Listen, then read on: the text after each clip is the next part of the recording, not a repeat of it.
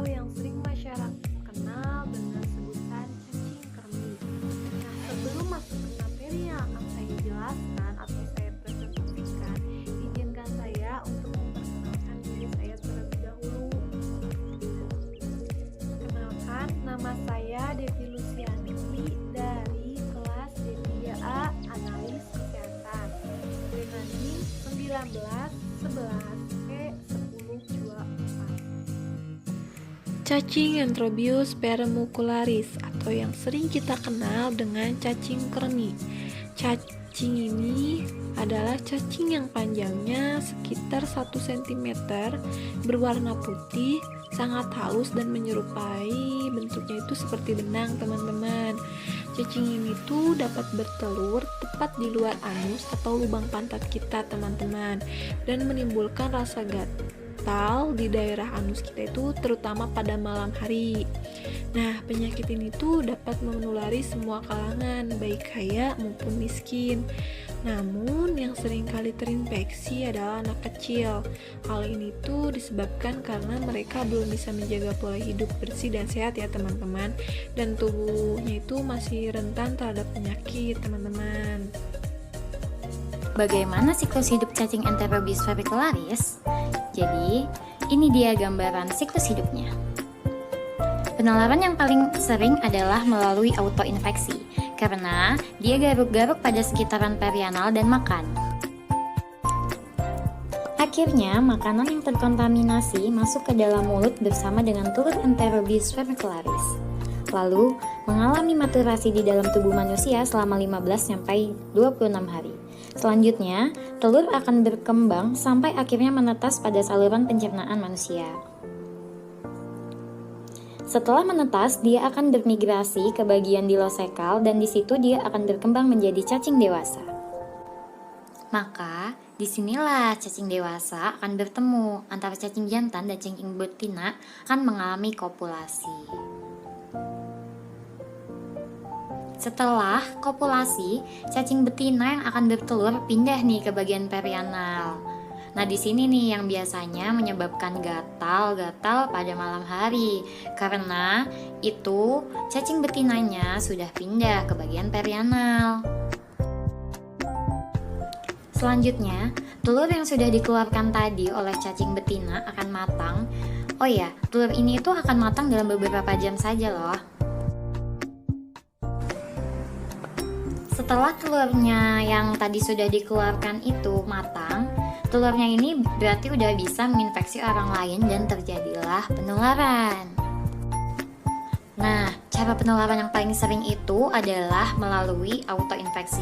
Karena tangan yang setelah menggaruk bagian perianal, kemudian dia mengambil makanan atau memegang makanan, kemudian makanannya itu masuk ke dalam mulut, dan disitulah terjadinya kontaminasi.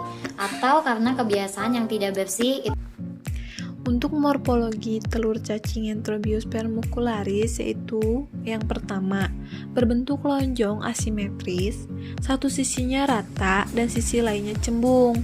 Bisa dilihat dari gambar bahwa yang satu sisinya itu rata ya teman-teman, dan sisi lainnya itu cembung. Untuk ukuran telur cacing ini, menurut Panikkar 2018, berukuran panjangnya itu 50-60 mikrometer dan lebarnya itu 20-32 mikrometer. Nah, di dalam telur cacing ini tuh mengandung embrio atau larva cacing. Dan telur cacing ini tuh memiliki dinding yang jernih dan tebal. Tebalnya itu lebih tebal daripada dinding telur cacing tambang, teman-teman. Morfologi cacing dewasa. Cacing Enterobius permucularis betina memiliki ciri yaitu berukuran 8-13 mm dan lebar 0,3-0,5 mm.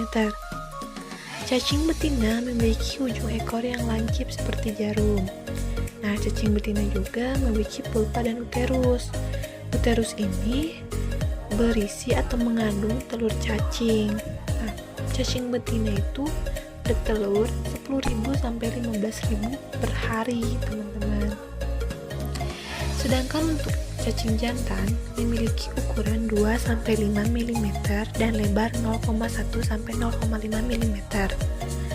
Cacing jantan memiliki tubuh yang lebih kecil daripada cacing betina dan ekornya melingkar ke arah ventral. Cacing jantan juga memiliki organ kelamin yang disebut testis, teman-teman. Untuk lebih jelas perbandingannya bisa dilihat di gambar ya teman-teman. Selanjutnya, cara infeksi dari cacing Enterobius vermicularis ini ada 3. Yang pertama, autoinfeksi, kedua debu, ketiga retropeksi. Nah, untuk autoinfeksi ini, jadi penularan autoinfeksi ini dari tangan ke mulut. Misalkan, tangan yang sudah menggaruk bagian perianal kemudian memegang makanan, dan makanan itu akan masuk ke dalam mulut kita, teman-teman. Yang kedua, debu.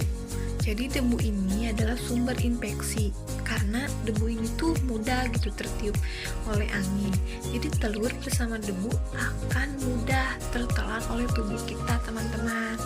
Yang ketiga yaitu retropeksi. Retropeksi untuk cacing Enterobius vermicularis ini adalah retropeksi melalui anus. Jadi larva dari telur yang menetas di sekitar anus akan kembali lagi ke usus kita, teman-teman. Itulah yang disebut retropeksi. Gejala klinis. Gejala klinis dari enterobiasis relatif tidak berbahaya.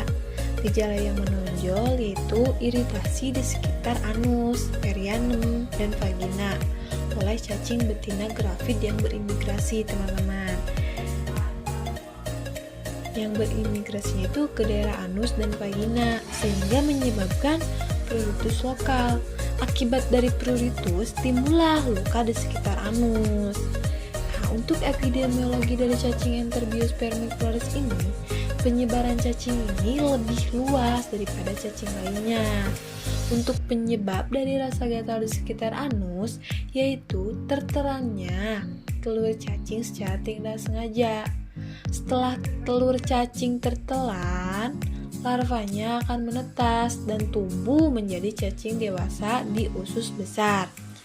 Saat terkontaminasi cacing betina, cacing yang hamil akan berpindah ke daerah sekitar anus untuk mengeluarkan telur-telurnya.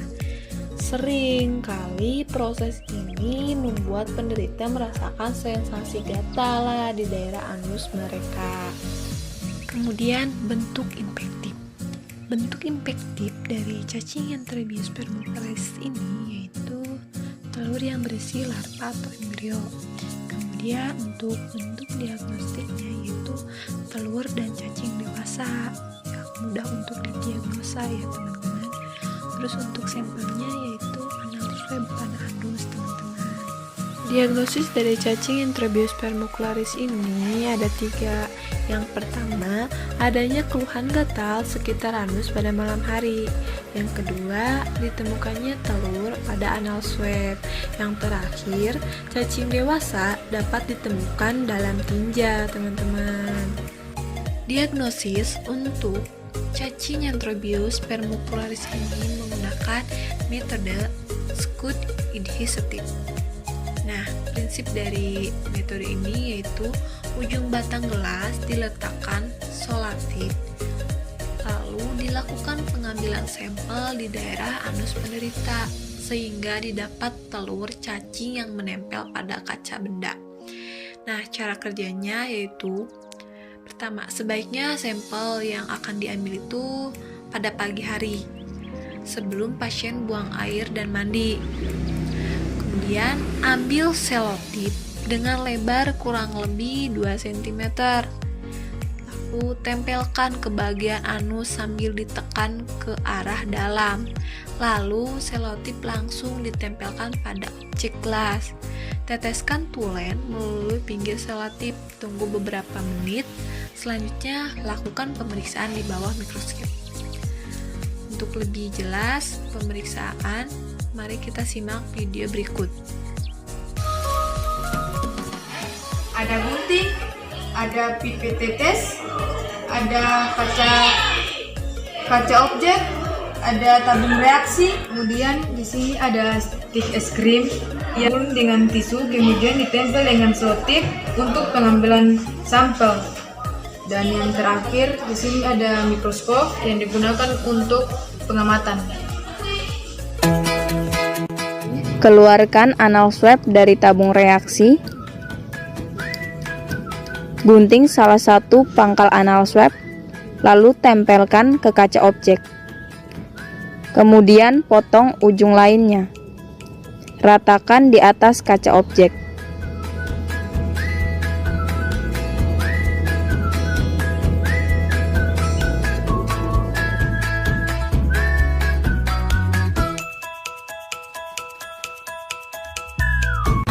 Teteskan toluen melalui pinggir selotip.